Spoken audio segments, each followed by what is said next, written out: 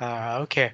Other types of the wastewater treatments are actually they are the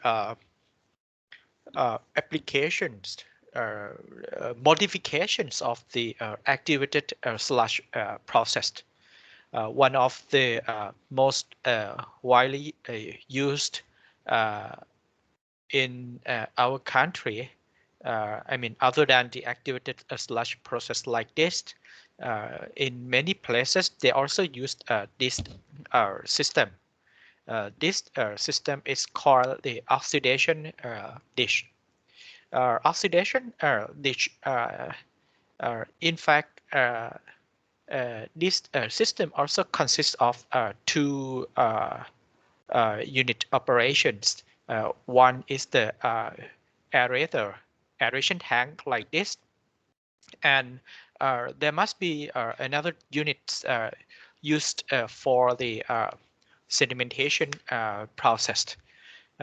Basically, there are two units, but for the aeration tank, they make it like this, uh, the oval shape, and inside they actually install this kind of equipment called a rotor.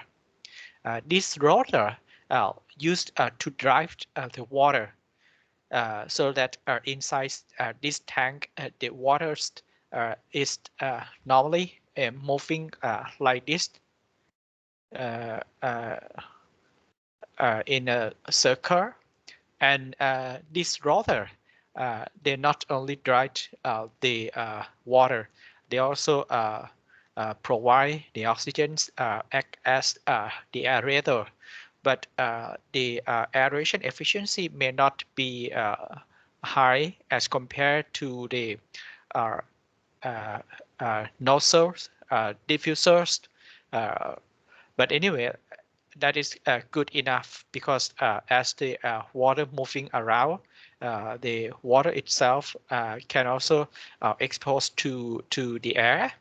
So it's not just keep stagnant.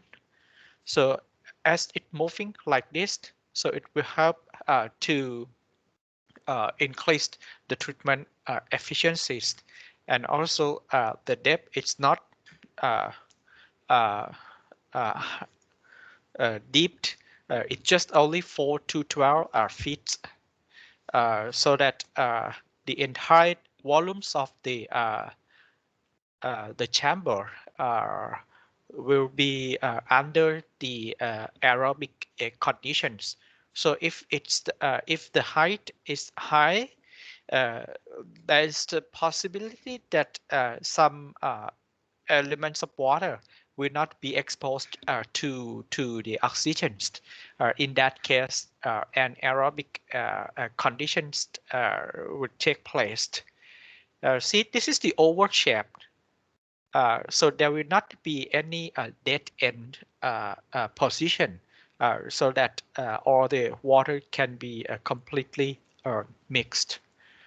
If you really want to see this um, system, you just walk across the Faculty of Architecture. Uh, our faculties, next to our faculty building is the SIIT, and after SIIT it's the Faculties of Architecture, and you just cross the road, and then the other side is the central treatment plant, in which they used this system to treat the wastewater collected from this campus. All the wastewater uh, generated in this campus, they treat in this central treatment plant. But now for the new building, all the new canteens, uh, uh, they have their own treatment system, on-site the treatment system. So they will not join their waste to the sewage collection systems. So for the new building, new shop like a Starbucks, they have their own facilities. They will not dispose the waste into the central treatment system. So in our central treatment system, uh, after wastewater passing through this unit, after this unit, there will be kind of some small ponds which act as sedimentation tanks, and after the ponds, there's a facility to add the chlorine. So the disinfectants is applied before released releasing the effluents to the natural canals. Uh,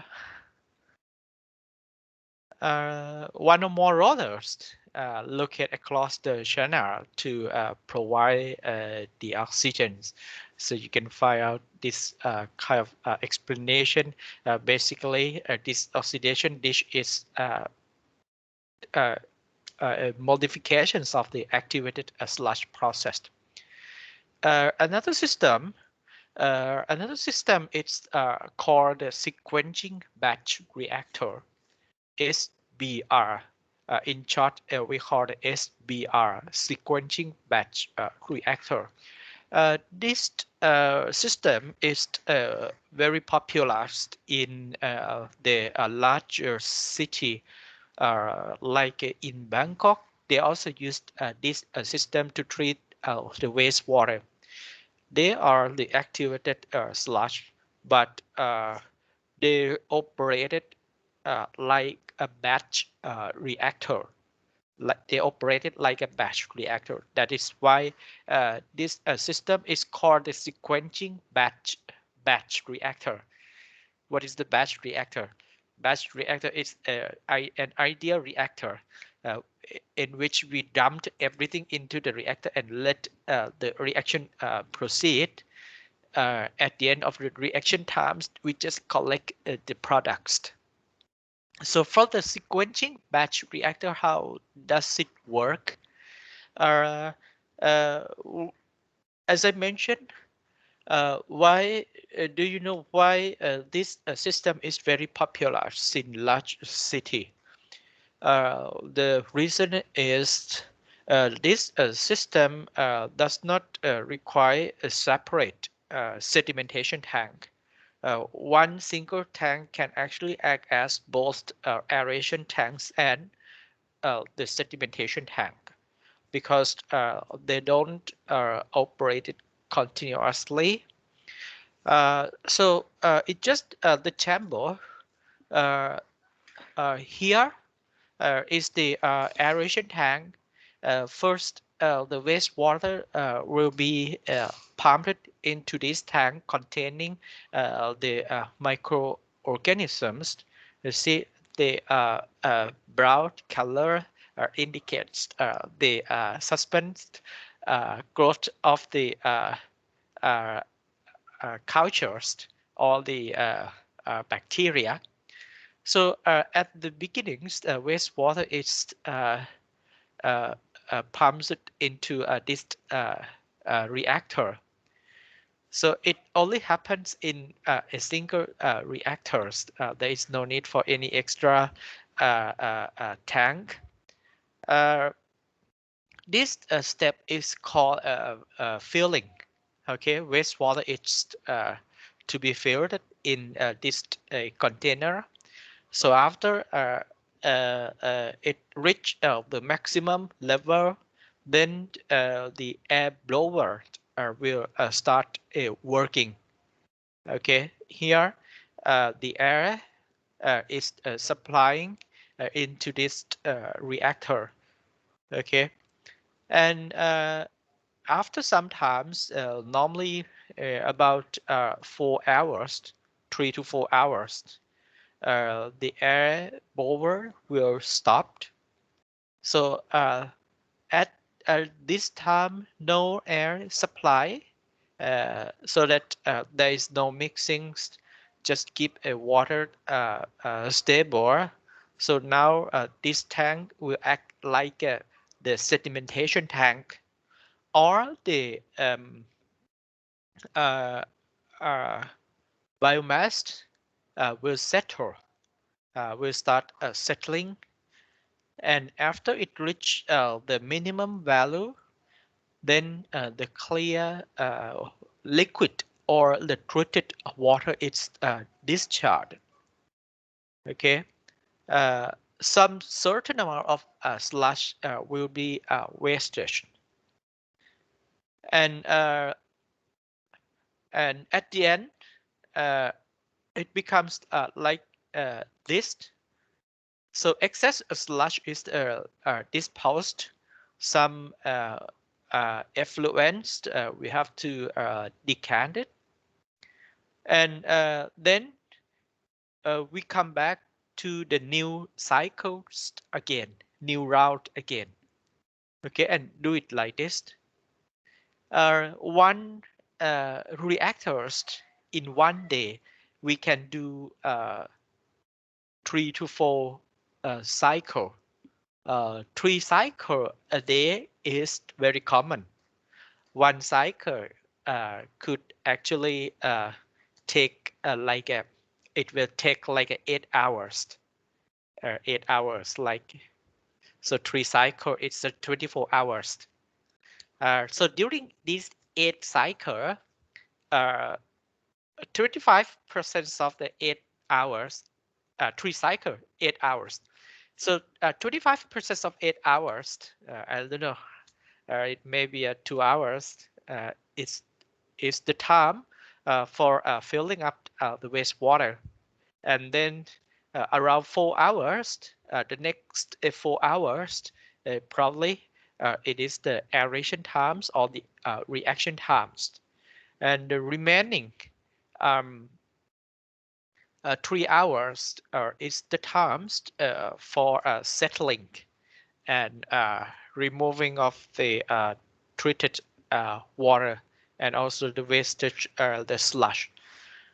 So once they are done, then the new cycle will start again, just like this. So this system we normally call the sequencing batch reactor. The benefits of this system is everything take place only in one single tank. Uh, there is no need for the sedimentation tank. That is why Bangkok uh, metropolitan authorities they really like this system. They can actually make a building. It looks like a building, but inside it is the wastewater treatment plant. They don't have to spend much of the land areas for the several sedimentation tank, like we have seen it in the pictures. Okay, another system is the tricking filter. Tricking filter is also the wastewater treatment system, but this system is not the uh, suspended growth reactor. They are not the suspended growth type. This tricking filter, how the process work. In fact, this tricking filter here is the reactor. But this reactor, what do we put it inside the reactor? We put the media. We put the media. So just like a filter, we put the media. And then the media, uh, we apply the wastewater. So this is the wastewater we applied. After we start applying at the wastewater, the microorganisms will grow up. The microorganisms or the bacteria will grow up and stick it on the surface of the media. In the past, the media that we used uh, they are all stone, a stone media. But now we don't use the stone anymore because the stone is very heavy and the surface area is not large enough compared to the plastic media. Plastic media would be better because they are very light and we can make it porous so that the surface areas we can actually increase that the larger surface area will be the uh, higher capacities for the treatment as the more microorganisms can stick it onto the surface. So this one is the attached growth uh, typed attached growth system. For the previous system, they are all suspended growth system. Suspended means the bacteria they suspend in the liquids, but this one, the bacteria, they just stick it on the surface of the media. Have you ever observed the stone in the stream or in the river? So once you pick it and then you touch that stone, you will find that there's some kind of slime or something stick on the surface of the stone, and then you will feel like a very very slippery. So that is the kind of the biofilm generated due to the uh, uh, uh, bacterial activity. So this thing also happen if we apply the wastewater after some time, the microorganisms will grow around this media and stick on the surface of this media. So then we keep on spraying wastewater. Wastewater containing some the organic substance, right? It contains some of the organic substance. So once it uh, spread all over this container, all over this tank containing this media. So water will just flow and then through the surface of the uh, media covering by the microorganisms. So in this one, the organic substance uh, will reach all the media, and the bacteria stick on the media will utilize this organic substance. And then where do they get the oxygens? The oxygens essentially comes from the air directly. Okay, the oxygens comes from the air directly. In this tank, water it's not flooded. So it just gradually flow through the surface of the media containing the bacteria. Okay, so here is the void. This is where the oxygens can get into and can actually reach the bacterial layer so that the organic substance together with the bacteria can actually utilize the oxygens comes directly from the air and then uh, convert this organic substance to becomes the harmless end products like this. So this is how the tricking filter work. If you really look into the so this is the photographs of the tricking filter. Basically, water will be pumped to this uh, tower, and then there is the uh,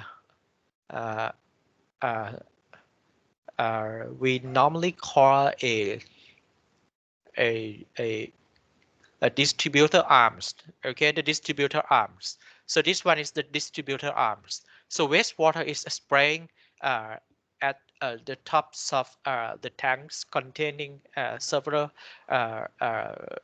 medias like this.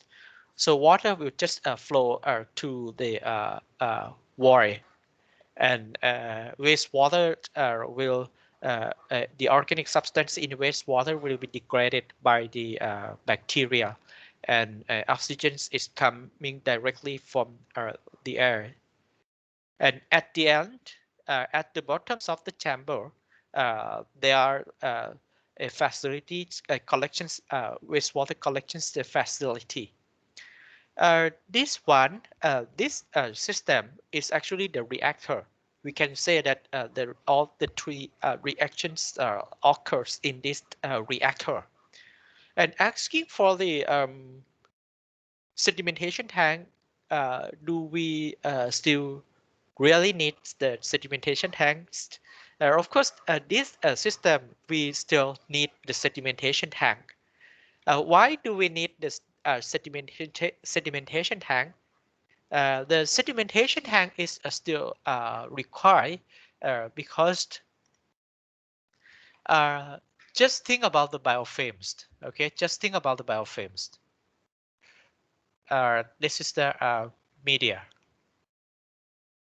The bacteria at first few cells will get stick on the medias, and once uh, the wastewater is applying more food provided, so it becomes thick.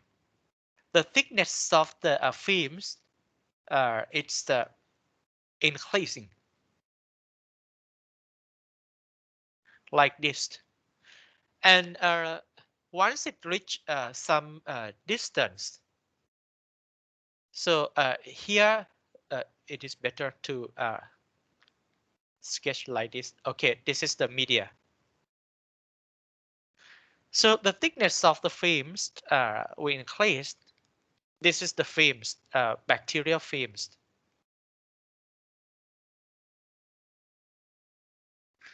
And then uh, once the thickness increased to some distance, normally how the bacteria utilized the food, organic matters could actually comes from outside. The organic matters come from outside, and oxygen also comes from outside. This is the bacterial films.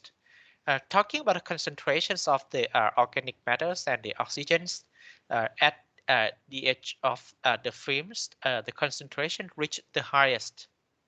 And then along the thickness of the films, the concentrations of the food or the substrate will gradually reduce.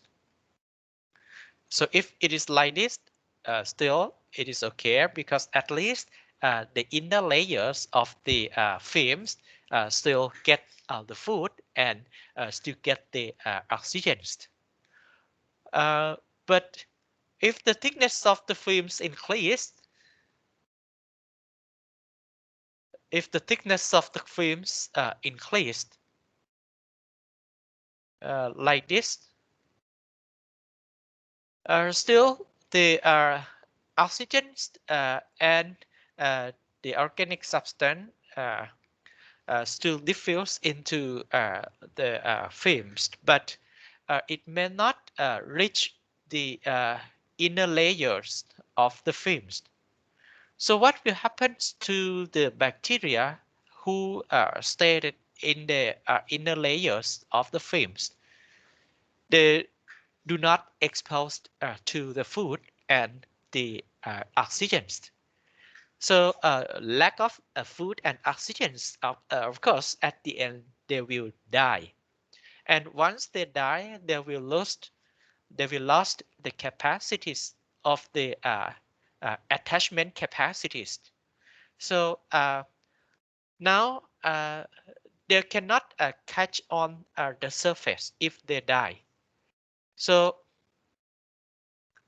these films we try to separate from the media. because these bacteria, they already die. They don't have a capacity to catch on the surface. So once they die, uh, the bond between the attachment, uh, uh, uh, no more attachments for the films and the media. And what will happen if we still have the water spraying from tops to the bottoms?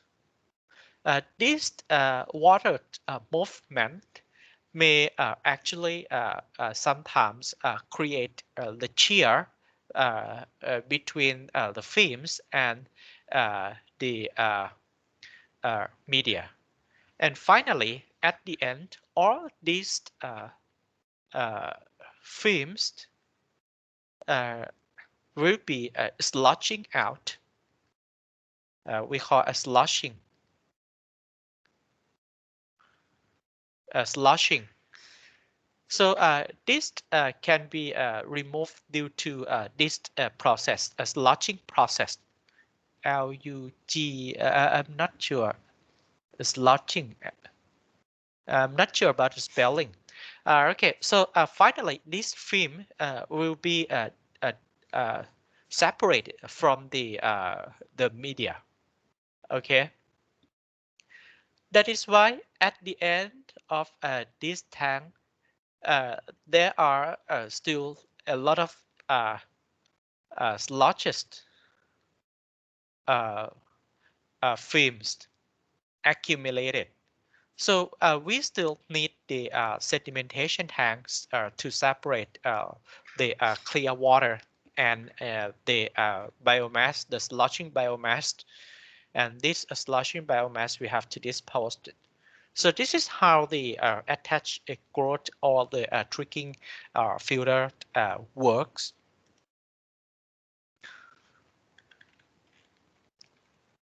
Uh, okay, so this system is actually good in terms of why uh, somebody still prefer to use this system, because this system they can actually accommodate uh, uh, they can actually uh, very flexible for the uh, uh, variations of substrates. So sometimes the concentrations of the organic substance is high. They can accommodate such a high loading rate. And sometimes the flow rate is low, or the concentrations of the organic substance is low. This system also can accommodate. And sometimes there is a toxic substance come along with wastewater, and then it comes along with the wastewater, the toxic substance. So the toxic substance will actually affects only the bacteria in the outer layers. It will not kill the bacteria in the inner layers. Okay, so this system, generally speaking, they can actually tolerate to the toxic substance.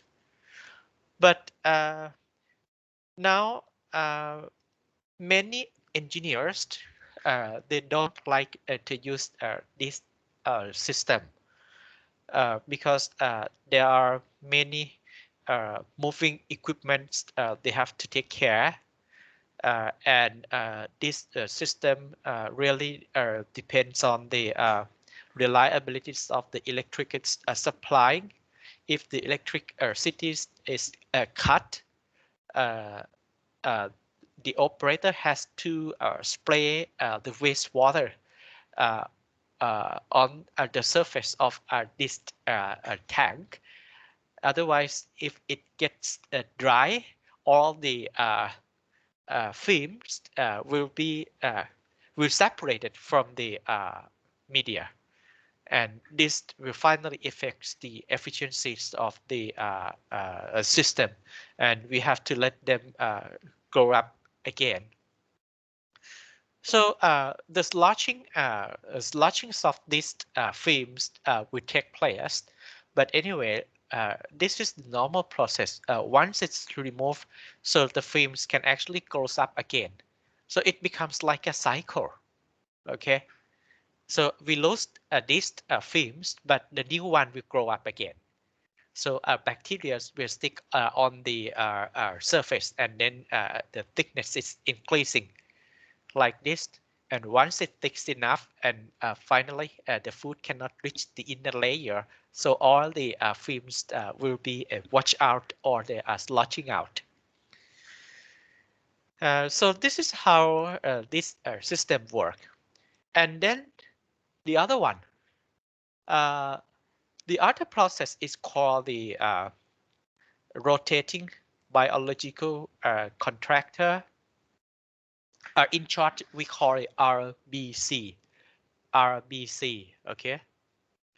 This rotating biological contractor actually they are also the attached growth system, just like the tricking filter.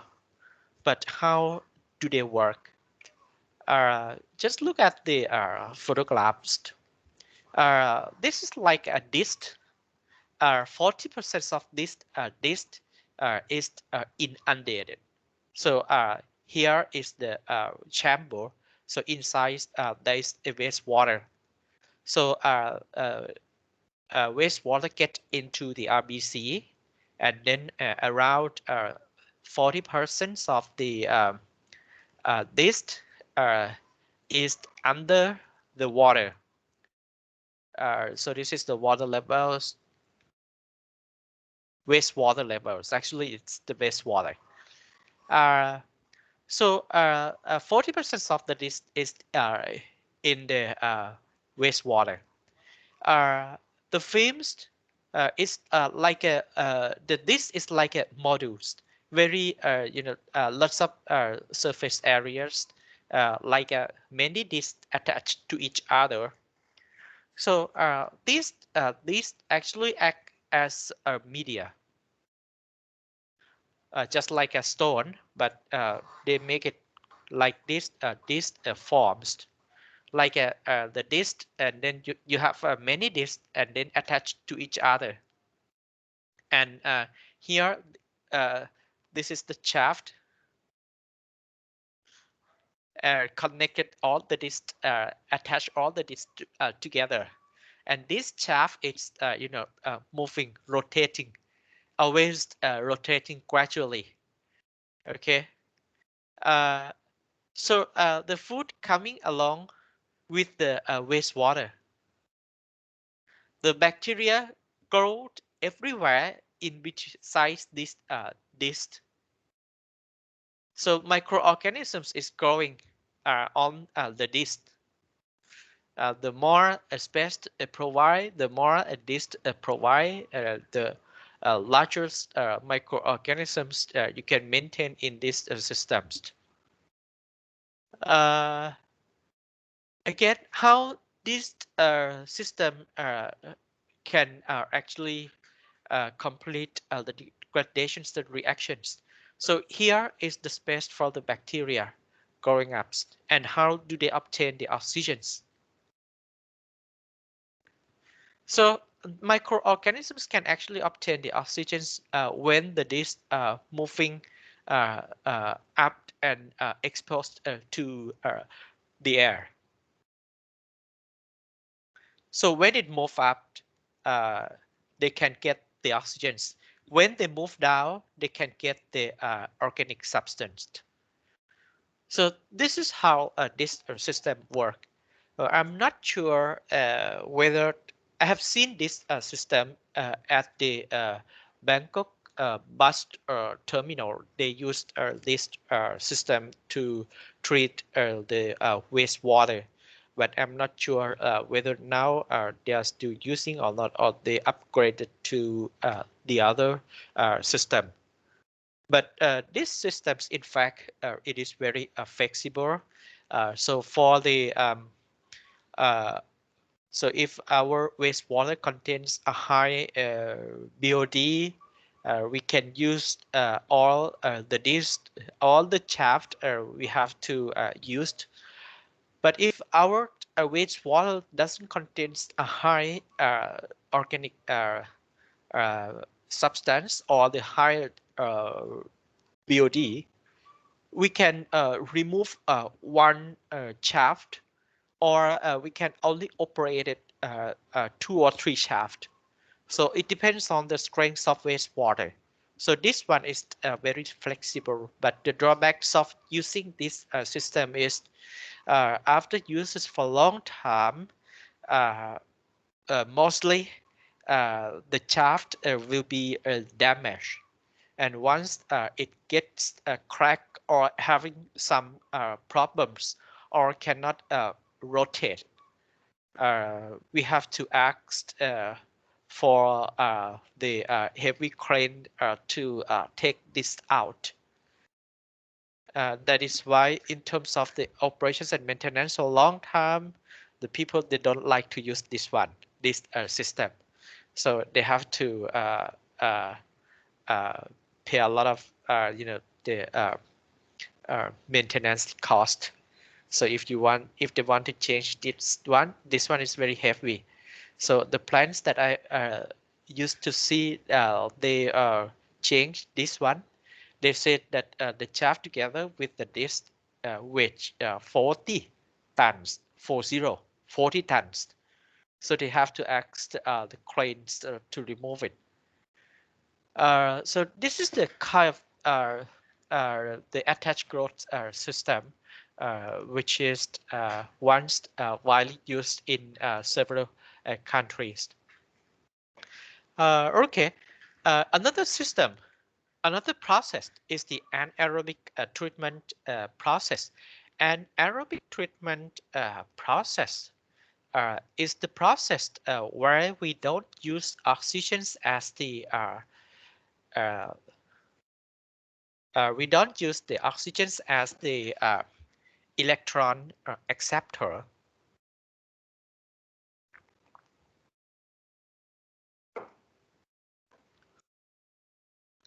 Uh, the organic substance just converted into the methane and carbon dioxide. The organic substance you may think about, for example, a glucose C6H12O6. Okay, so it gets converted into the methane and carbon dioxide. So this is the anaerobic treatment.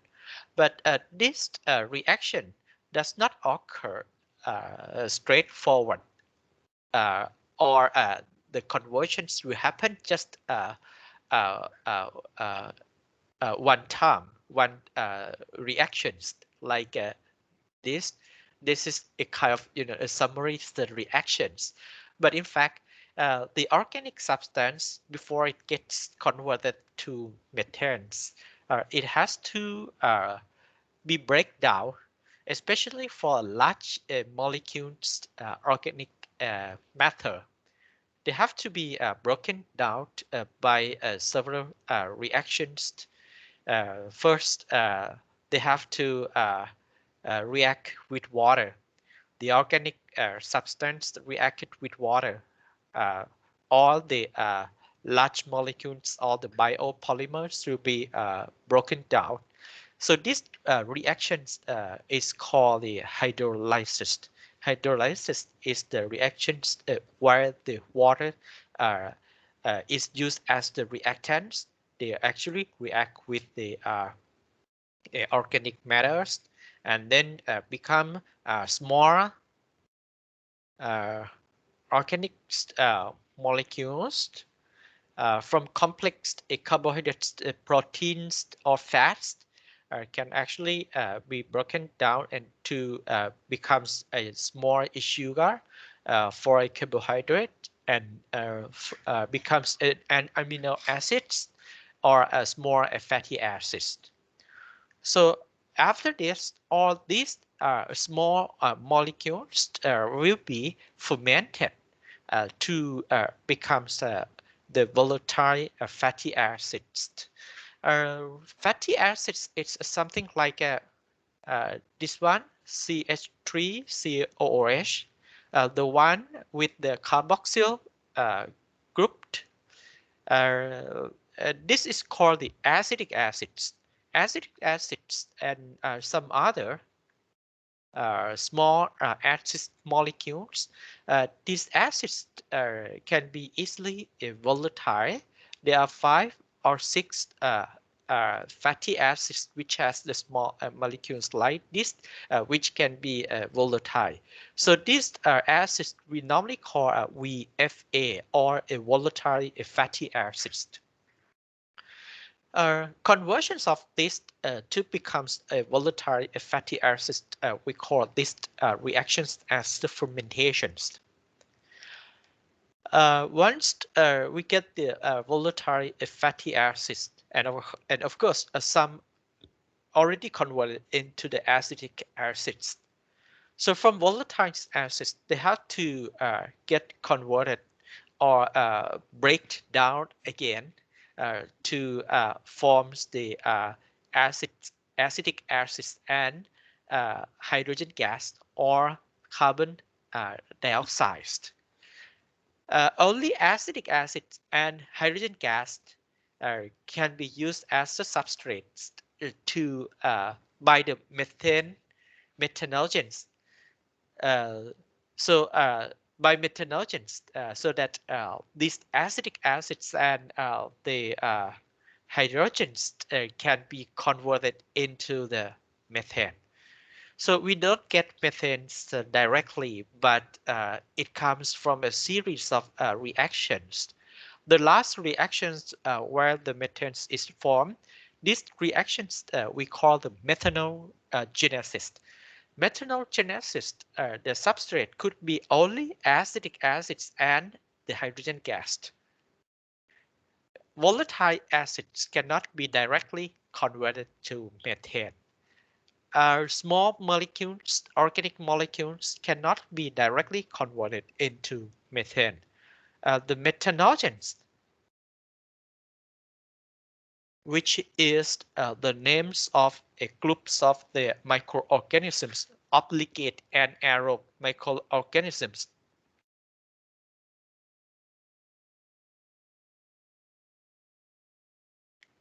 Obligate anaerobe microorganisms.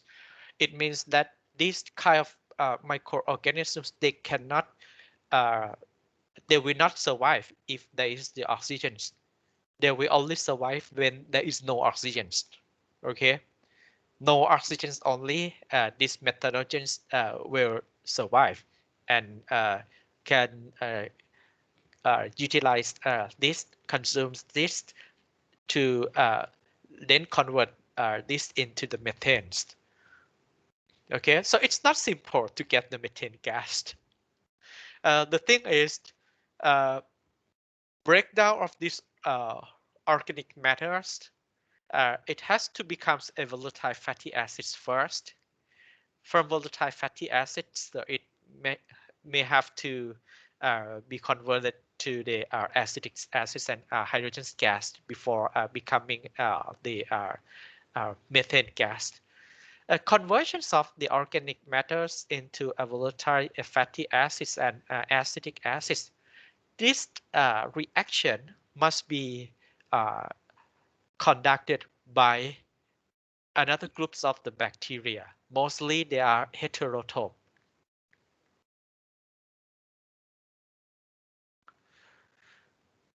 And these bacteria, they are facultative. Means they can actually live under the presence of oxygens or no oxygens. They can live in both the conditions. But the end products of these uh, degradations, we will get the acid. If we produce too much of the volatile acids, the pH of the solutions will drop. If the pH of the solutions will drop, the methanogenesis will never take place if the pH goes down below 6.8. So the thing is, the anaerobic treatments, we have to try to balance the reactions carried out by the heterotrophs or the this facultative bacteria and the methanogenic microorganisms. The growth rate of these heterotrophs is very high, but the growth rate of these methanogens is very low. So the consumption rates, they are not matched with each other. So it is really difficult to carry out these reactions, but this reaction it's uh, occurring very well in nature. But if we can actually maintain good environmental conditions, at the end we can finally get the methanes. In my PhD thesis, I have conduct the experiments by using this anaerobic process to treat the industrial wastewater. So I really appreciate how difficult to accomplish the methanes at the end. But anyway, it's not so difficult if our waste is like the organic rich wastewater, for example, the wastewater coming from the food industry. Uh, so another point which I would like to highlight, if you really look at these reactions, and then if you like to balance this stoichiometric equation, C6, H12. So if you want to balance this one, you have to put 3 here. This is 12. So 12 hydrogens this side. So this also must be 12. And oxygen must be 6. So you have to put 3 here. Okay. The molecular weight of the glucose is the 180. Molecular weight of methane is 16. And then 3 moles of methane are produced. We can say that 84 grams of the methane is produced if 1 mole of the glucose is degraded. So this equivalent 180 equivalent to 84. Okay. What about glucose? 1 mole of glucose combine with get degraded with the oxygens by the bacteria. We get the end products like this: 6 more, 6 more, 6 more. The question is, so if you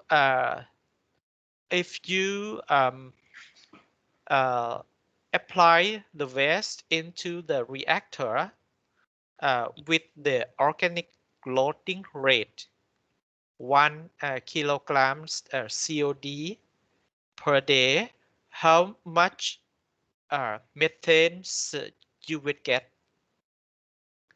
Methane is the is the gas which has the calorific value, so that we can actually use them as the fuel source. We can use this as a source of alternative source of the energy.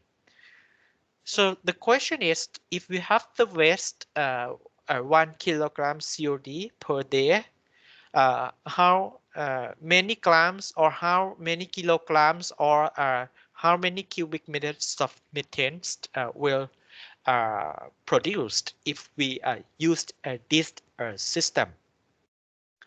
1 kilograms of the COD.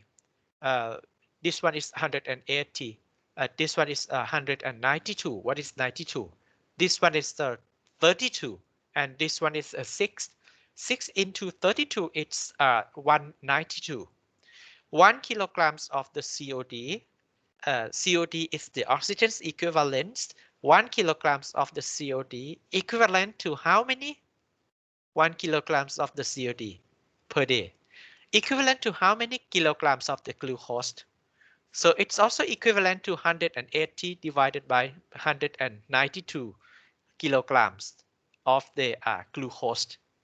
And on the other hand, 1 moles of glucose or these amounts of glucose are 180 grams of the glucose yield 48 grams of methane.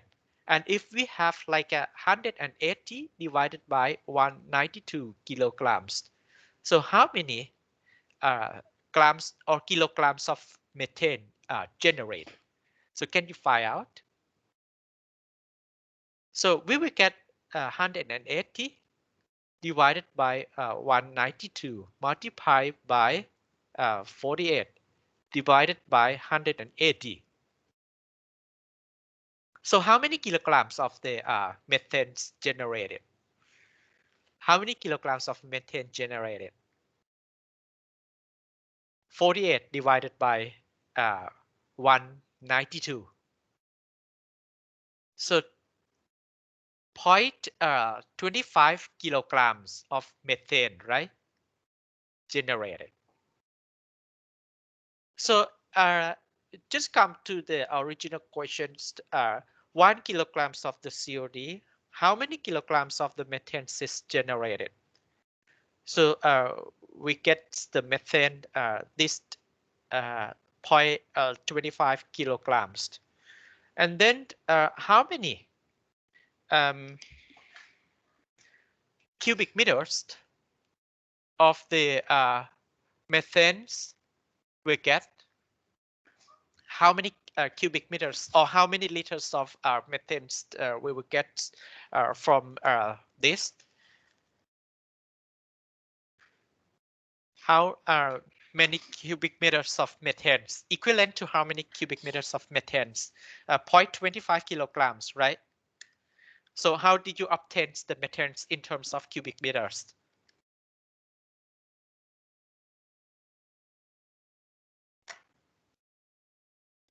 So how many cubic meters of methane คิดยังไงฮะมีใครตอบได้บ้างเปลี่ยน0.25กิโลกรัมของมีเทนให้กลายเป็นลูกบาศก์เมตรของมีเทนเปลี่ยนได้ยังไง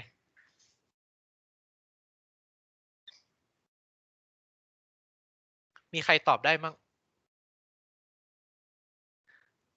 มีใครเป็นเอ็กซ์เพรสทางด้านมีใครจำเคมีได้บ้าง conversions of 0.25 grams of methane conversions of 0.25 grams of methane to cubic meters of methane. So how did you convert this amount? So first you have to convert this kilograms into mole, right? 0.25 divided by 16. Molecular weight of methane is 16. 12 plus 4. So here you will get remember that this is kilograms, not grams. Okay. So if you want to convert it into grams to mole, in fact, it should be a 0.25 into 10 to the power of 3. So you get a lot of moles. And then for moles, you already get in terms of mole. And then if you want to express in terms of cubic meters, so you have to take a mole and then multiply by this number. So what should be the number just to convert the moles to cubic meters? You have to multiply by 22.4. 1 moles of gases under the standard temperatures and pressure, the volumes would be equal to 22.4 cubic what do they call it? It's actually liters, decimeters, something. Okay, so you have to multiply by this 22.4. So finally, it comes to the conclusion 1 kilograms of COD, you will get methane 350 liters or 0.35 cubic meters. So this is the amounts of methane yield if you have like a waste containing COD 1 kilograms only. If I asked you if we have like a starch wastewater, a starch wastewater with the COD 2000 milligrams per liter, and then the flow rate approximately 5,000 cubic meters per day. The starch industry. Can you estimate if we use the anaerobic treatments? Suppose the efficiencies of the removal, COD removal, is 80%. Can you estimate the amounts of methane production?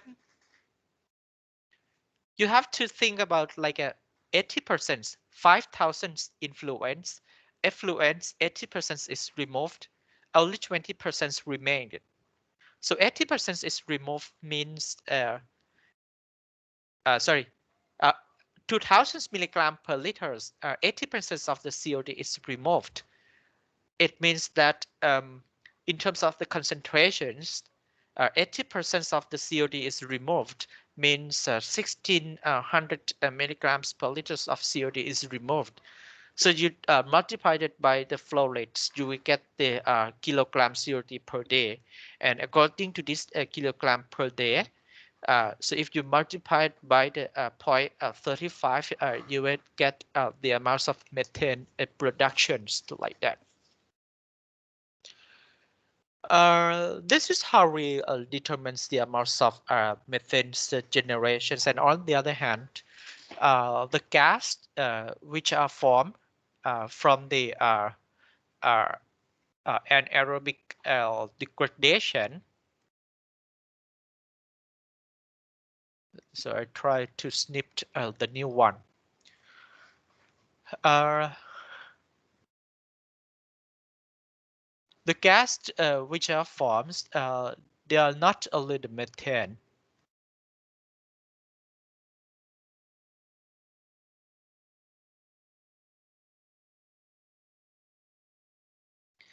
Uh, 1 kilogram COD, you will get 350 liters or 0.35 cubic meters of methane.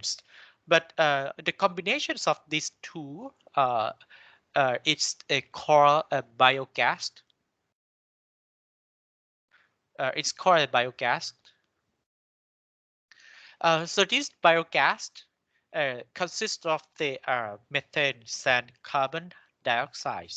Normally, the percentage of methane found in the biogas ranking forms 55 to 75%.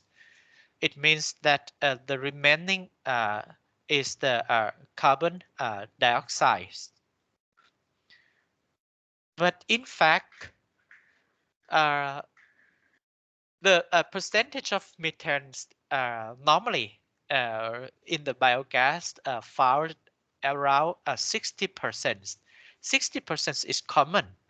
Normally, if you measure, if you uh, uh, want to get the biogas, and if you analyze the biogas contents, it is very common. You will find methane 60%. But the one which we obtained from the previous calculation, it was the only the methane. So if I asked you how many cubic meters of biogas you will get, you will have to take the methane divided by 0.60 because the methane contents in the biogas normally it is about 60%. but in general, it could be in 55 to 75%, not larger than this. And the remaining could be a carbon dioxide, or it could be a H2S. H2S can be formed. Last week, I introduced you about the uh, sulfate reductions under the anaerobic conditions. Hydrogen sulfides can be formed. Sulfate reductions can actually occur, right? So the remaining percentage of the biogas could be a hydrogen sulfide, but in we normally find in a very small amount. So the remaining is carbon dioxide, but in fact, in terms of the production mole, it should be 50-50 because it is 3 moles, and this one is also 3 moles. According to the theory, according to the stoichiometric equations, the percentage of methane should be 50, and the percentage of the carbon dioxide should also be 50. But why it is not 50? Methane contents is always greater than the carbon dioxide contents.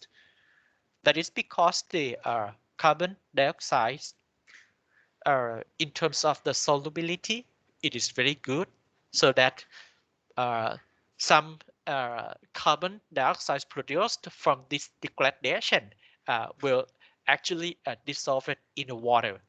That is why the carbon dioxide contents never reach higher than 50. So mostly we find the methane contents greater than 50. So this is how we dealt with the anaerobic, and this is what we expected from the anaerobic treatment. Our anaerobic treatments can actually uh, uh, can be used especially for the wastewater with the BOD greater than 1,000 cubic meters per day. So as long as the organic contents measures in terms of the BOD greater than 1,000, you can go for the anaerobic treatment. But if it is less than 1,000, it is not recommended, because here they like to uh, uh, uh, occur only when the organic concentrations is high. The higher BOD, talking about the aerobic and aerobic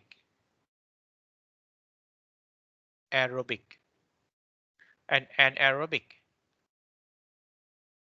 1,000, it's just a rule of thumb. There is no such a criteria whether it should be 1,000 or 2,000. But in general, in my opinion, from my experience, from 1,000 milligrams and above, you should go for the anaerobic. Okay, less than 1,000, you should go for the aerobic.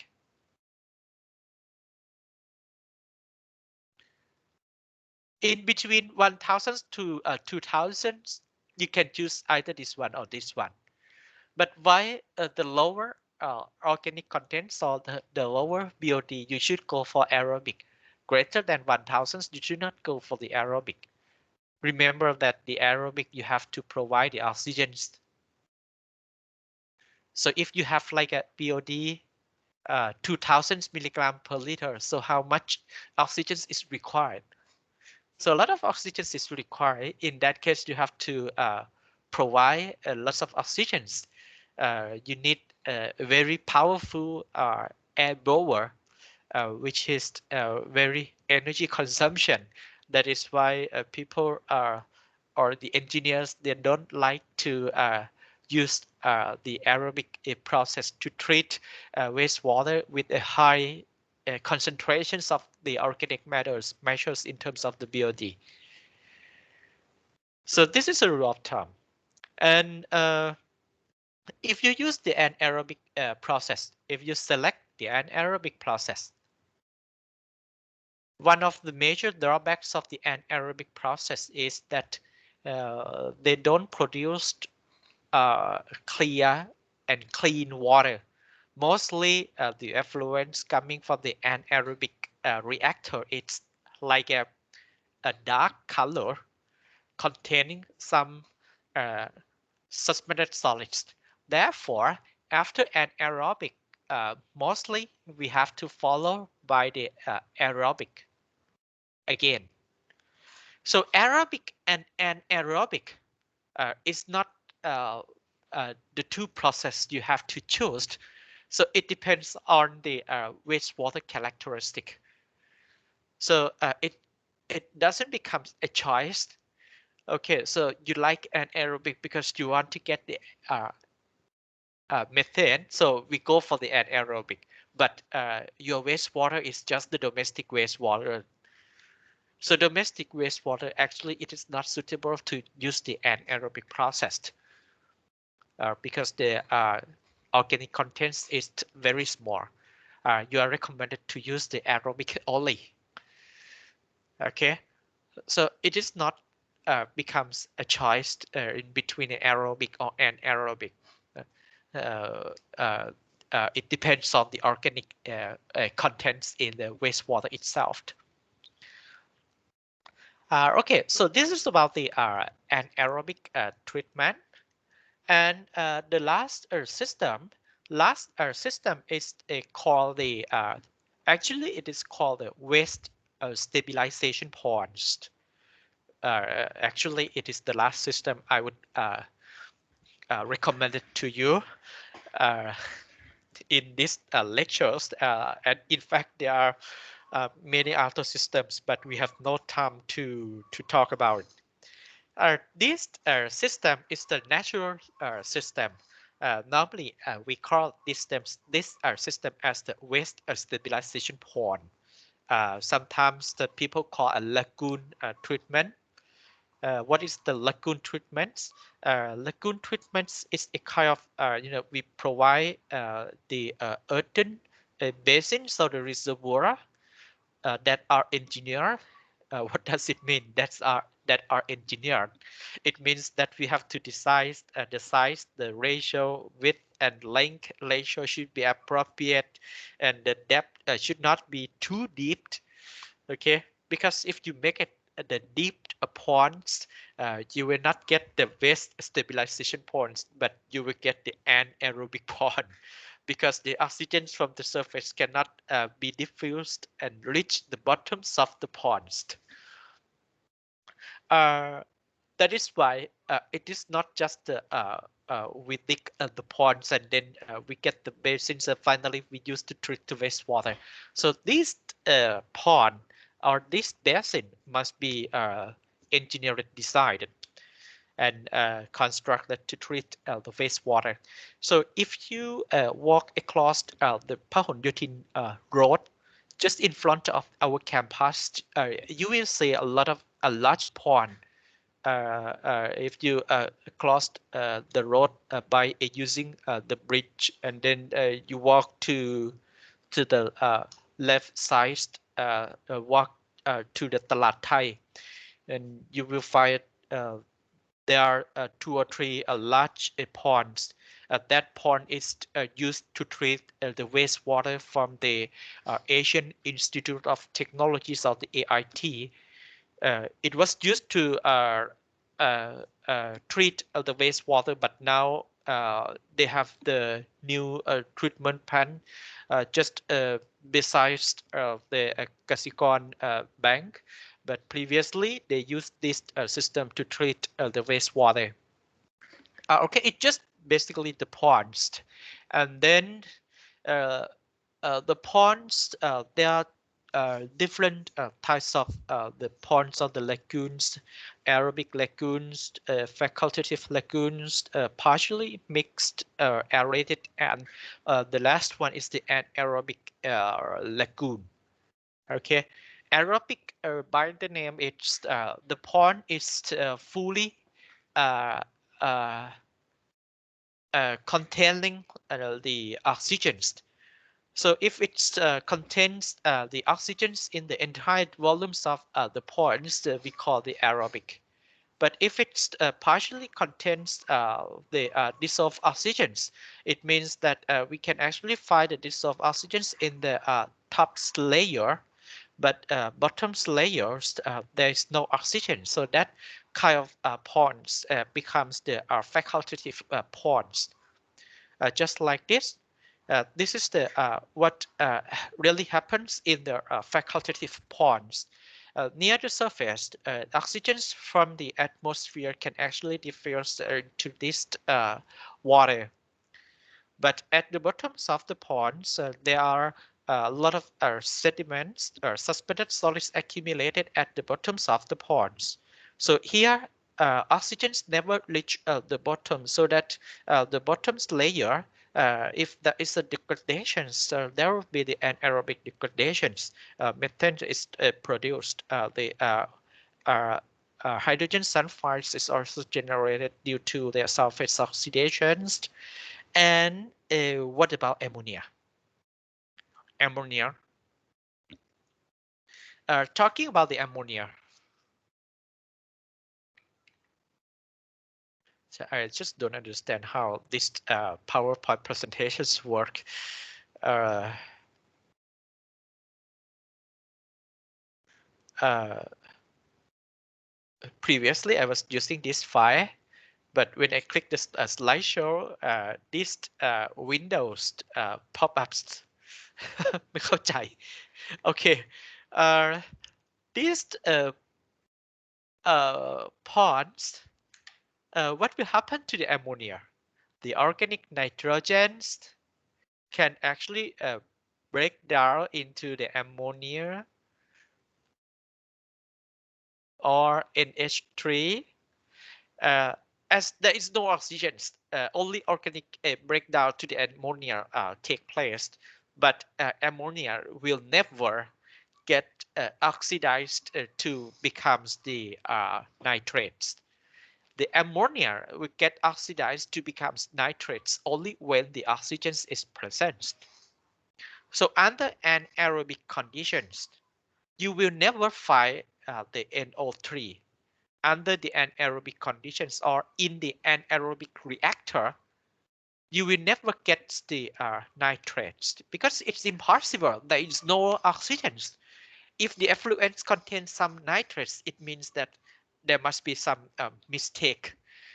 So a lot of ammonia will be there in the anaerobic reactor in the from the effluents of the anaerobic reactor. So you just have to think about the mechanism. So what if all the pollutants we are interested to clean up?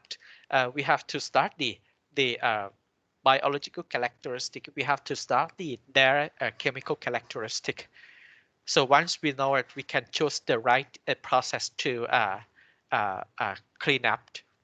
Okay, so just come back to this waste stabilization pond. So wastewater just enter to the ponds here. And in the top layer, this is a lot of oxygen dissolved. And this is the layer where the algae can go because there are the oxygens, the lights can actually penetrate so that the algae can do the photosynthesis. The nutrients, both ammonia and phosphorus are there so that the algae can actually grow because this can actually enhance the growth of the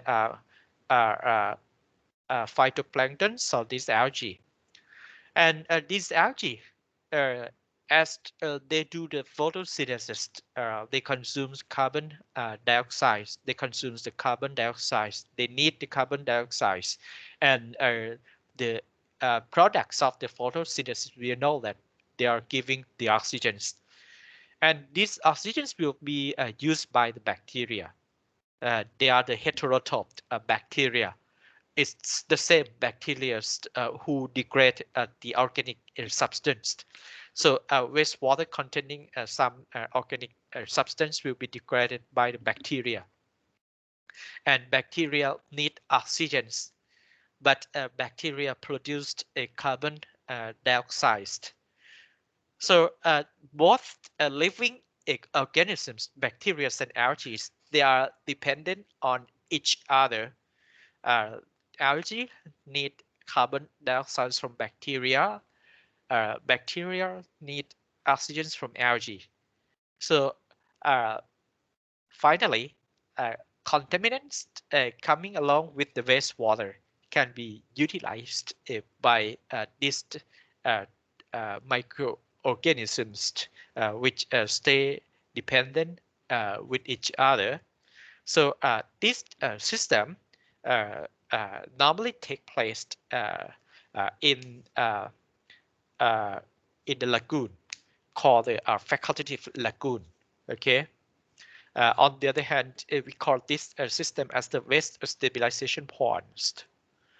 Waste stabilization ponds is very interesting because we don't have to do anything. We don't have to provide the aerators unless we want to upgrade the ponds. Okay, we want this pond accommodated a higher loading rate. Probably we have to install the floating aerations like this so that the entire pond becomes the aerobic so that we can achieve the higher degradation rate. And aerobic is good, but in terms of the degradation rate, it is not that much higher as compared to the aerobic process. But aerobic process cannot be achieved if the concentrations of the organic substance is high. Okay. So these are the how the lagoon works. As I told you, if we want the aerobic lagoon, we shouldn't make the lagoons too deep like this because normally mixings in the lagoons can actually take place by the current induced by the wind near the surface. Okay, circulations can actually occur, but in the bottom layer there may not be the mixings, and some anaerobic conditions may occur if we make it too deep.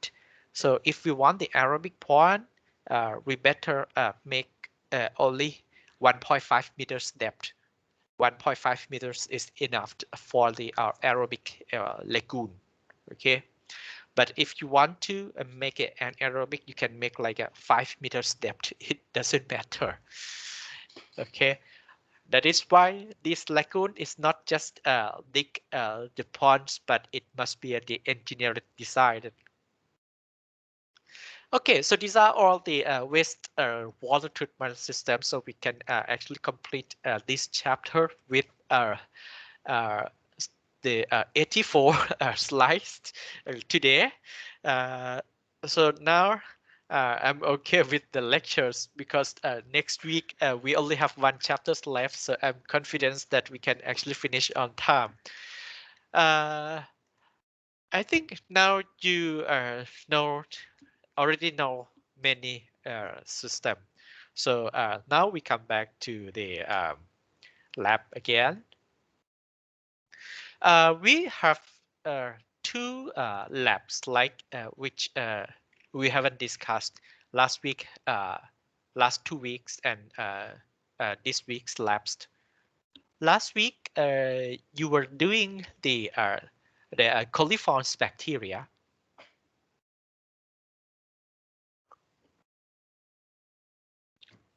In fact, coliforms bacteria is nothing. Let's have a look at the first one.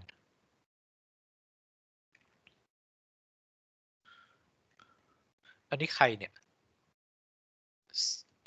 สิทธิพล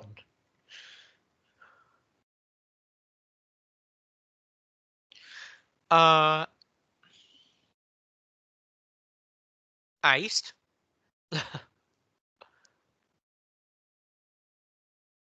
fecal coliforms. Okay, so this is supposed to be the results. Okay, there is some mistake. Here presumptive test, okay, 5 to 0, you should get from the table 50 mpn per 100 ml, and then okay, so this is the dilution factor. And but for this one, the effluence is reported 0, 0, 0, and then the mpn is less than 2. This you have to be careful. Uh, uh, okay, I understand because อาจารย์คะ you ลืมแชร์สกรีน อ้าวเหรอ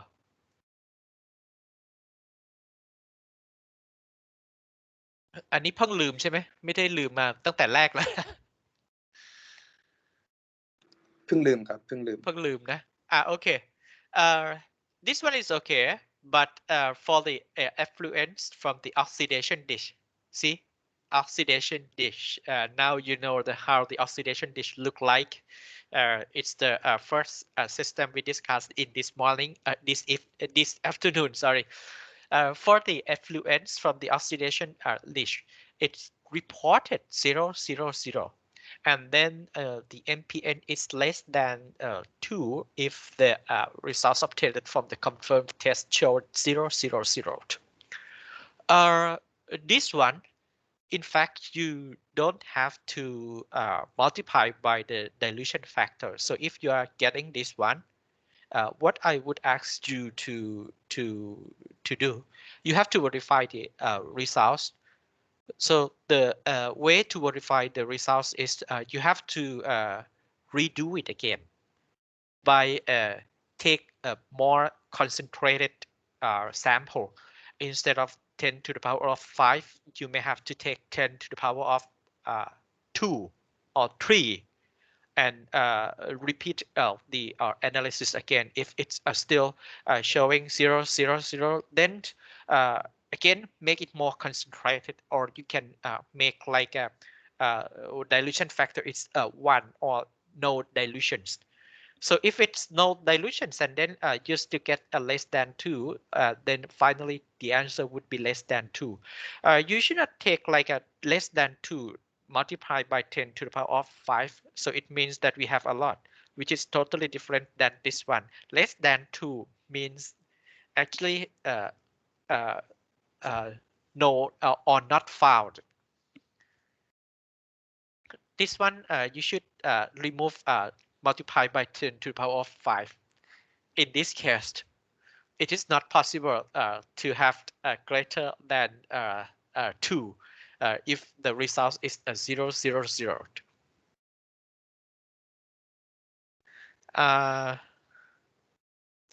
What about this one?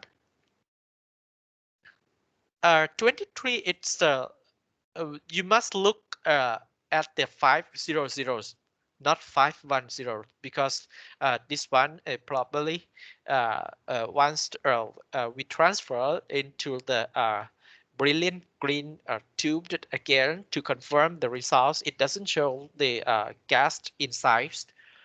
So you have to only take the results obtained from the confirmed test to get the number. Just ignore this one if it is not uh, if it is different. So you have to base on the confirmed test, not the preservative test. I'm not sure whether 23 it's the results come from which one.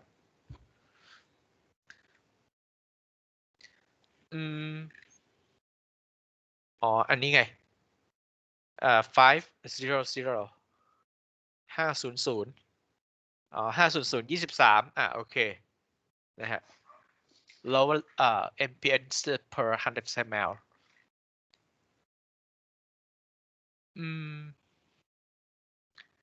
Okay, so you can compare with the total coliform bacteria and fecal coliform bacteria. This could be our typical concentrations found, but in our case, the concentrations may not be high.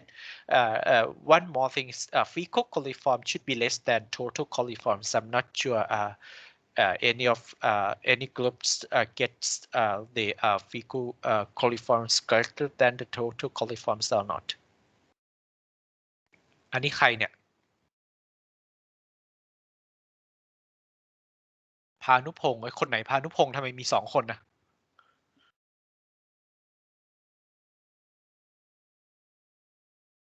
อันนี้มีในรูปนี้มี2 คนนี่คนไหนพานุพงศ์เนี่ย หรือว่าไม่ได้อยู่ในนี้พานุพงศ์อ่าอันนี้อะไรเนี่ยอ่า is a river, wetlands and the ground water. Okay, so you can take. I'm not sure whether you forget to multiply it by. Oh, okay. So at the end, after dilution, so after concerning about the dilution, so you get this number. Mm,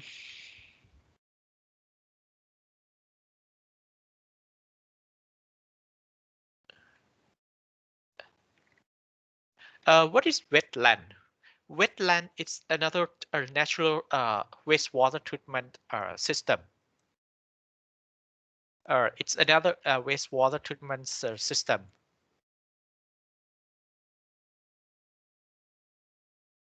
Mm, I don't remember whether I display these slides in this class.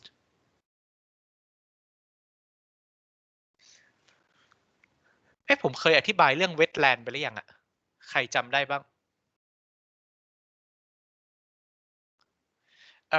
wetlands or constructed wetland, we can use these systems to treat the wastewater. But the wastewater to be treated by this system must be the concentration should not be high. Domestic wastewater is okay, or any kinds of wastewater with the BOD less than 100 milligrams per liter. Uh, it is the closed systems, so we make it like this. The ponds with the lining materials, and inside we put media. The media could be a soil or gravel. Normally we use the sand, and then we grow the plants. The plants that we used to treat the wastewater should be a plants which has very high growth rate. For example, you can use this one is a cattail. I'm not sure whether you know the cattails or not. ในบ้านเราเรียกต้นนี้ว่าทูบฤาษีนะแต่ฝรั่งจะเรียกว่า cattail นะฮะนี่คือทูบฤาษีนะฮะ uh, we have a lot of cattails around this campus. So if you stay somewhere near the campus, uh, especially this time, you will really suffer uh, from the uh, what that flowers, cattails flowers spread all over this area. It's just like um, uh, a kind of viscous some small viscous yarn. It's spread all over this area this time. So it's stick on our cloth on the mosquito nets everywhere. So we have to clean it after this the season's finish. Okay, we use this kind of plants to absorb the uh, contaminants from the waste. So wastewater flow get into this system at this point, and then gradually flowing along the length of this constructed wetlands. And once it reach the end, so the wastewater will be uh, discharged. This is a kind of a system called constructed wetlands. Many places they used this system to treat the wastewater because we don't need any mechanical equipment. We let the plants absorb some contaminants. The plants has different capacity to absorb, the contaminant. Some are very good in the heavy metals removal, and some are very good in terms of the nitrogen and phosphorus removal. So it depends on the types of the plants, but it must be a closed system, or the system equipped with the lining materials, because they are we are using these plants to treat the wastewater. We don't want the waste flow through the underground or reaching the groundwater. This will lead to contaminations. So we want only the wastewater staying inside this uh, uh, uh, constructed wetland. So this is also the constructed wetlands like this. The constructed wetlands. We can use these plants with the flowers so that we can make it like the decorations. So nobody knows this is the wastewater treatment plants if we planted uh, the one with the flowers like this. Okay, so this is a kind of system called a wetland. And then here, okay, so you measure the wetland system. Some system has a very good capability to remove uh, the uh, pathogens, especially fecal coliform bacteria, but some are not. Um, and what about this one? Okay, fecal comparisons between the total coliforms and the fecal coliforms. Wetlands here. Okay, so it's only the effluents on the wetlands, so you did not you don't have the results for the influence and the effluents.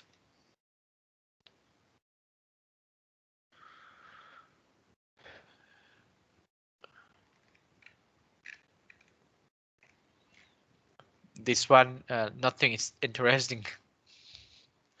Okay, the next lab, last week lapsed.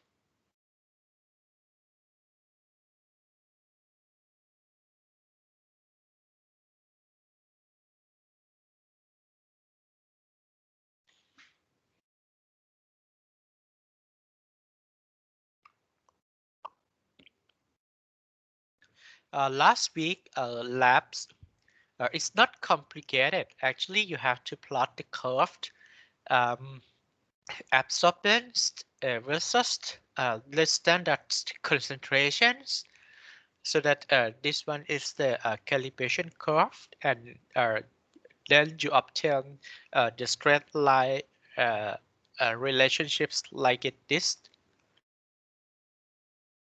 So finally, uh, you have to take the absorbance, and then uh,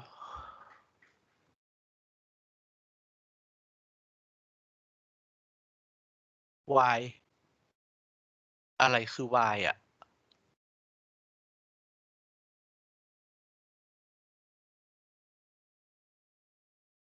concentration ของซัลเฟตครับ y เดี๋ยวนะ ที่ได้จากเคอร์ฟอะครับ อ๋อเออจุด 18โอเคจุด 18แล้วก็ไอ้ตรงนี้ใช่ไหมจุด 18ก็เลยได้7โอเคโอเคส่วนอันนี้ก็คือจุด 29ก็เลยได้10 12โอเคโอเคแล้วก็มาหา average ทีหลัง and what about the phosphorus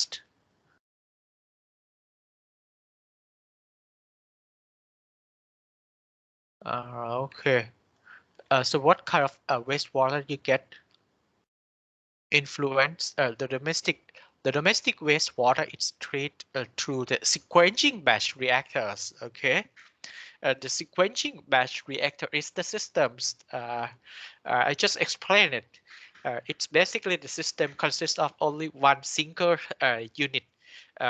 This unit can be used for both the aerations and sedimentation process. In short, we call it SBR. Phosphate. So finally,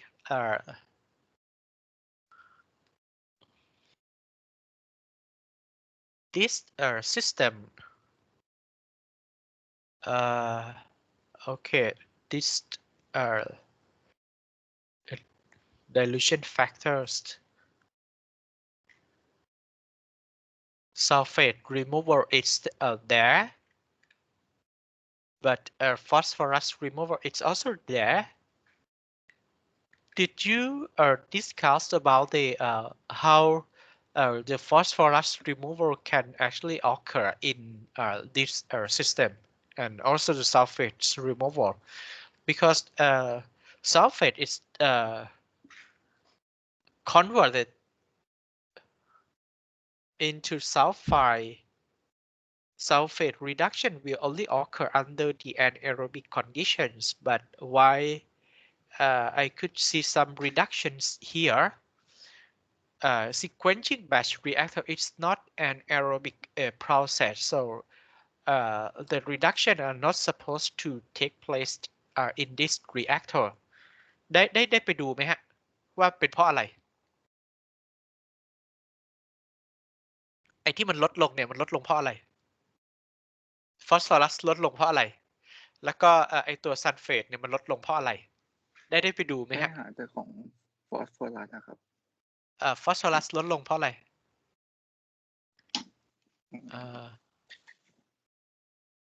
เพราะว่ามันถูก treat ใน condition ของ anaerobic แอโรบิกฟอสฟอรัสปกติเนี่ยนะฮะส่วนมากมันจะถูกมันจะหายไปเฉพาะหลักๆเลยก็คือจากไอตัว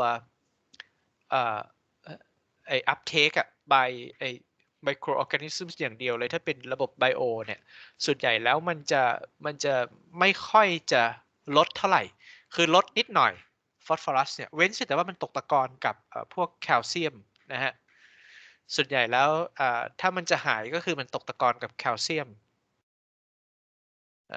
โดยทั่วไปนะส่วนซัลเฟตเนี่ยอันนี้ก็ยัง questionable เพราะว่าไอ้ reduction ตรงนี้เนี่ยปกติแล้วมันจะเกิดขึ้นนะฮะ under an aerobic condition แต่ว่า sequencing batch reactor system ที่ผมอธิบายไปเมื่อกี้นี้เนี่ยมันจะเป็นแบบ aerobic อ่ะพูดง่ายๆเพราะฉะนั้น aerobic เนี่ยนะฮะไอตัว sulfate reduction เนี่ยมันจะไม่เกิดนะฮะเพราะฉะนั้นโดยทั่วไปเนี่ยนะครับอันนี้ไม่รู้นะฮะอันนี้ก็อย่างว่าเป็นตัวเลขบางทีก็เป็นสถานการณ์สมมุตินะฮะแต่ว่าก็บอกไว้เป็นข้อสังเกตก็แล้วกันนะฮะมันอาจจะมีเรียกว่ายังไงอ่ะคือระบบบำบัดน้ำเสียเนี่ยบางทีเขามีบ่อพักไงนะฮะซ้ำนะฮะซ้ำแล้วก็แอโรบิกไอตอนจังหวะที่เป็นซ้ำเนี่ยนะฮะถ้าเกิดว่ามันไม่มีการเติมอากาศบ่อพักน้ำเสียส่วนใหญ่เนี่ยนะฮะจะไม่ได้มีการเติมอากาศหรอกเอาน้ำเสียมาพักไว้เฉยๆมันก็เกิด anaerobic condition นะฮะ anaerobic condition นี่จริงๆแล้วเป็นเรื่องที่ใกล้ตัวเรามากนะมีใครเคยสัมผัสแล้วก็รู้จักระบบ anaerobic การย่อยสลายแบบ anaerobic มั่งไหมฮะมีใครเคยสังเกตแล้วก็เคยสัมผัสไหมว่ามันอยู่รอบตัวเราแค่ไหน anaerobic เนี่ยเป็นเรื่องที่คุณเห็นได้บ่อยยิ่งกว่า aerobic อีกนะอันนี้จะนอกเรื่องจะเล่าให้ฟังปกติแล้วเมื่อก่อนนี้เนี่ยผมจะขึ้นรถตู้รถเมล์แล้วก็ไปเข้าเมืองเนี่ยนะฮะบางทีก็จะไปทำธุระที่เซ็นทรัลลาดพร้าวนะครับเวลาเราขึ้นรถเมล์หรือรถตู้เนี่ยนะครับส่วนใหญ่เราก็จะไปลงที่ป้ายรถเมล์โรงเรียนหอวังมีใครจบมาจากโรงเรียนนี้มั้งหรือเปล่าโรงเรียนหอวัง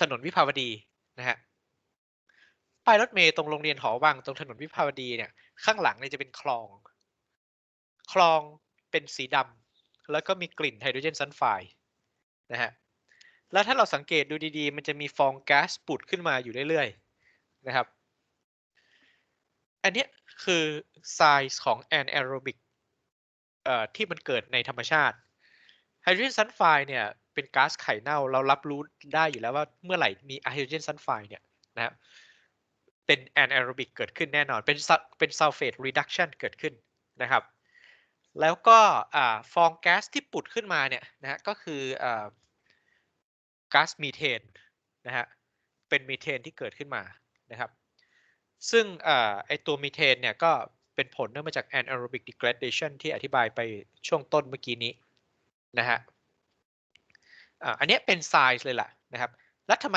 anaerobic ถึงมีสีดำนะฮะส่วนใหญ่แล้วน้ำที่เน่ามักจะมีสีดำสีดำส่วนใหญ่เกิดจากไฮโดรเจนซัลไฟด์ทำปฏิกิริยากับโลหะทุกชนิดคอมไบกับไฮโดรเจนกับซัลไฟด์เนี่ยเช่นเหล็กซัลไฟด์นะฮะคอปเปอร์ซัลไฟด์ทุกอย่างทำปฏิกิริยากับซัลไฟด์เนี่ยจะเป็นสีดำเว้นอยู่อย่างเดียวที่เป็นสีขาวก็คือซิงค์ซัลไฟด์นะฮะคือเรื่องของเรื่องคือผมเคยเอามาผสมหมดละนะฮะพวกนี้เนี่ยสมัยก่อนก็เลยสังเกตเห็นว่ามันอะไรมันตกตะกอนกับซัลไฟด์ได้ดีนะฮะซัลไฟด์เนี่ยปกติแล้วนะฮะถ้าอยู่ในน้ำเนี่ยนะครับนะต้องไม่เกิน200 ppm นะฮะโดยทั่วไปเนี่ยนะฮะซึ่งตรงเนี้ยนะฮะก็จะมีกลิ่นนะครับจะมีกลิ่นแต่ถ้าความเข้มข้นเยอะเนี่ยซัลไฟด์จะไม่มีกลิ่นนะครับแต่ว่า toxicity ก็ยังมีอยู่อย่างเต็มเปี่ยมนะฮะคนที่ลงไปในท่อระบายน้ำบ่อระบายน้ำแล้วก็หมดสติเสียชีวิตเนี่ยก็ส่วนหนึ่งนะเป็นเพราะไฮโดรเจนซัลไฟด์อีกส่วนหนึ่งก็เป็นเพราะว่าสัดส่วนของออกซิเจนเนี่ยมันต่ำนะฮะเขาบอกว่าต่ำกว่า20นี่ก็ถือว่าไม่ปลอดภัยละนะฮะปกติออกซิเจนเนี่ยมี 21% ในบรรยากาศต่ำกว่า 20นี่ก็ถือว่าไม่ปลอดภัยนะครับอันนี้ก็เป็นรีมาร์กนะฮะที่เป็นข้อสังเกตไว้เฉยๆคือโอเคเราตัวเลขพวกนี้มันเป็นตัวเลขที่มันเป็นเรื่องสมมติแต่ว่าถ้าเห็นอย่างเงี้ยผมก็จะบอกว่าresults ไอ้ตรงนี้เนี่ยนะฮะมัน questionable นะฮะ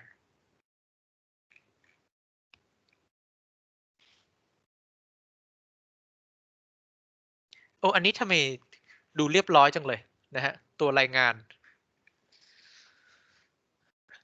มีกั้นหน้ากั้นหลังเรียบร้อยดีนะฮะไม่เหมือนนั้นเมื่อกี้นี่ไม่มีอะไรจะดูเลยนะ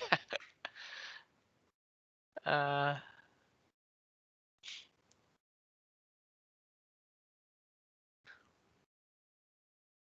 อืมแล้วได้เปรียบเทียบกับ standard ไหมครับ phosphorus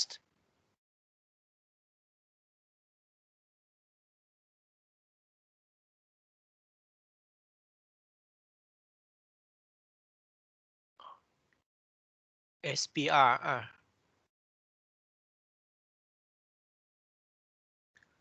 ที่เขียนไว้ว่ามันอยู่ในมาตรฐานนะครับ เป็นไปตามมาตรฐาน ใช่ phosphorus ครับ ตัว standard มันเท่าไหร่5ผมจำไม่ได้ phosphorus เนี่ยของผมได้1.9ครับในน้ำเสียอืม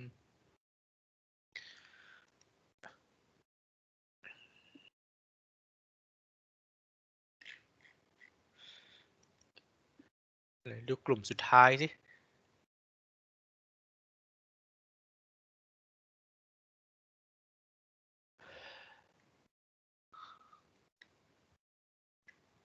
อันนี้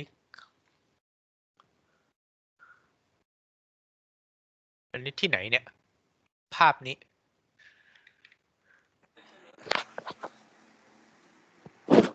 สวนสัตว์ครับ สวนสัตว์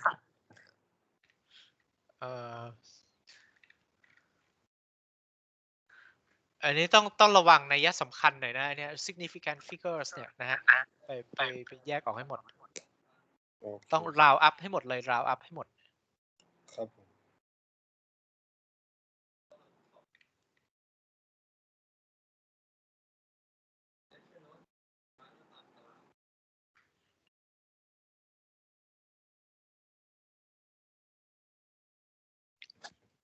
อันนี้เป็นwaste water pig farmsโอเค coagulation treatments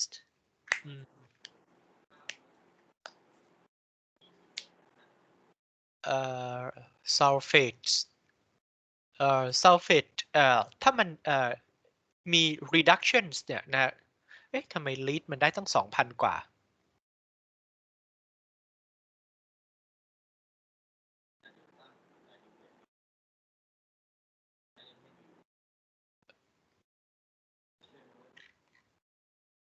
lead นี่เป็นinformation ที่ให้ไปใช่ไหมหรือว่ายังไงอ่ะใช่ครับค่ามันตอนทำแต่หลักๆแล้วเราจะใช้ไอ้ตัวจาก calibration curve มากกว่านะฮะ lead นี่มันเป็นแค่ machine ที่แบบอ่านออกมาเฉยๆปกติเราจะก็คือเอาไว้ดูเล่นๆเฉยๆแต่ว่าตัวเลขที่ใช้เนี่ยต้องมาจากcalibration curve นะฮะ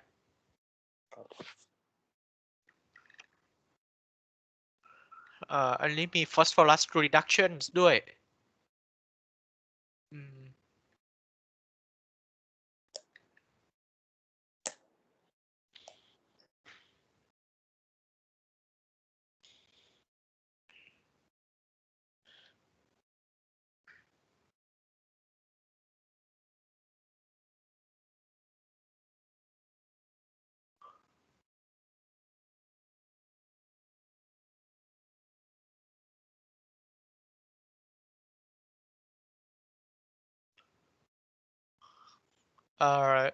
domestic waste water อันนี้สลับกันหรือเปล่าฮะ results เนี่ยนะฮะ sulfate อ๋อไม่อันนี้ผมดูผิด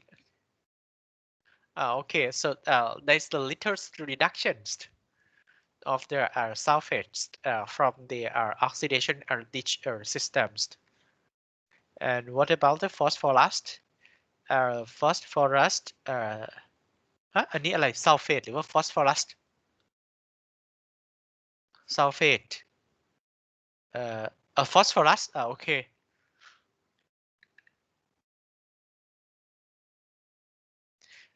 discussions and conclusion cannot be same.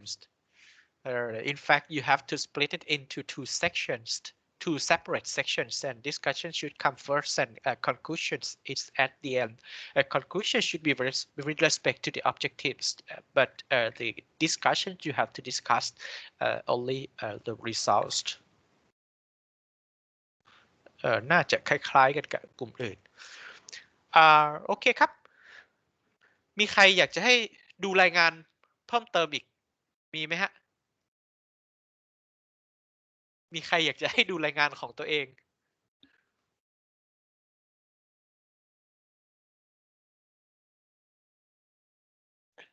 ดูไปดูมาก็บ่าย 3 จะครึ่งละนะครับโอเค